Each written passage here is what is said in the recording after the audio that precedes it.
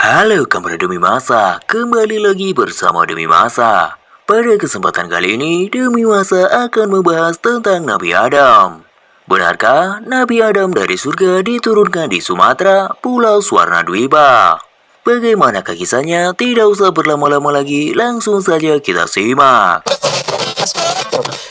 Pada tafsir yang ditulis oleh Buya Hamka ada hal yang sangat menarik, yaitu ketika ia menuliskan karya tafsirnya, ia tidak hanya memasukkan peristiwa apa yang sedang terjadi saat itu ke dalam tafsirnya. Namun, ia juga mencantumkan cerita-cerita lokal yang berkaitan dengan penjelasan suatu ayat. Seperti halnya kisah Nabi Adam. Konon, Nabi Adam ketika dari surga, ia diturunkan di Pulau Sumatera yang disebut dengan Pulau Swarnadwipa. Pemaparan ini bisa ditemui ketika Buya Hamka memaparkan tafsiran ayat 36-38 surat Al-Baqarah. Ayat ini berkisahkan tentang Nabi Adam alaihissalam beserta istrinya yaitu Hawa yang melanggar aturan Allah Subhanahu wa Ta'ala. Ketika Allah memberikan kebebasan dan keleluasaan kepada Nabi Adam alaihissalam beserta istrinya di taman surga. Salah satunya yakni mengkonsumsi makanan apapun yang mereka berdua inginkan. Namun dilarang untuk mendekati satu pohon dan mengkonsumsi buahnya. Perihal nama buah pohon tersebut yang selama ini sangat familiar didengar yakni buah khuldi atau buah yang kekal. Menurut Buya Hamka, itu adalah tafsiran yang salah. Sebab bukan Allah yang menamainya, melainkan dari setan ketika membujuk Nabi Adam.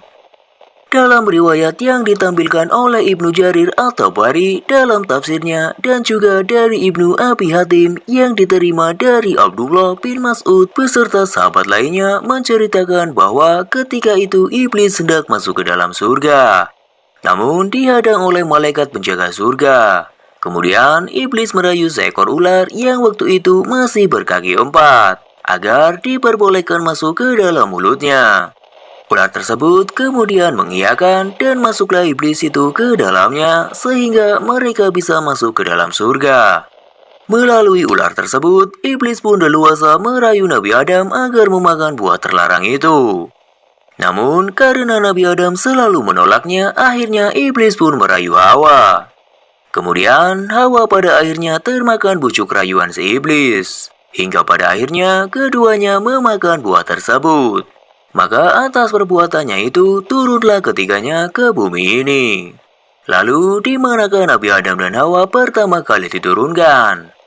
Jawaban inilah yang menguntai banyak pertanyaan. Dikutip dari riwayat Ibnu Abi Hatim yang diterima dari Abdullah bin Umar bahwa Nabi Adam diturunkan di Bukit Safa, sedangkan Hawa diturunkan di Bukit Marwah. Dalam riwayat selanjutnya dijelaskan bahwa Nabi Adam diturunkan di antara Mekah dan Taif. Kemudian dalam riwayat Ibnu Asakir dari Ibnu Abbas bahwa Nabi Adam diturunkan di Isdustan, sedangkan Hawa diturunkan di Jeddah. Ini adalah riwayat yang sering dijumpai. Namun, tahukah kalian bahwa Buya Hamka memaparkan cerita yang berbeda dan bahkan bertolak belakang dengan riwayat-riwayat tersebut?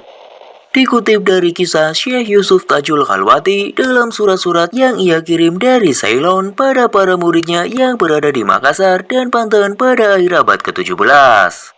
Sebelum Syekh Yusuf tersebut dipindahkan ke Afrika Selatan, beliau selalu menyebutkan bahwa beliau sangat bersyukur sebab di pulau pengasingan itu, yakni Pulau Serendip, selain menjadi tempat turunnya Nabi Adam, beliau masih bisa beribadah kepada Allah. Cerita dari Syekh Yusuf itulah yang kemudian mewarnai khasanah cerita-cerita terkait Nabi Adam. Di waktu itu, Pulau Serendip diduga kuat adalah nama lain dari Pulau Ceylon. Namun, dalam penyelidikan para ahli yang terakhir, kata Buya Hamka, Pulau Serendip bukanlah Pulau Ceylon, melainkan Pulau Sumatera. Karena kata Serendip merupakan bahasa Sanskerta yang ditulis menggunakan bahasa Arab. Maksud dari Serendip ialah Swarnadwipa yang merupakan nama lain dari Pulau Sumatera pada zaman dahulu. Namun, dari cerita-cerita tersebut tidak ada yang bisa dipertanggungjawabkan. Sebab tidak ada satupun hadis sahih yang menguatkannya. Seorang ilmuwan Belanda Van Razanover berpendapat bahwa Adam diturunkan di sebuah daratan yang dikenal dengan nama Yet.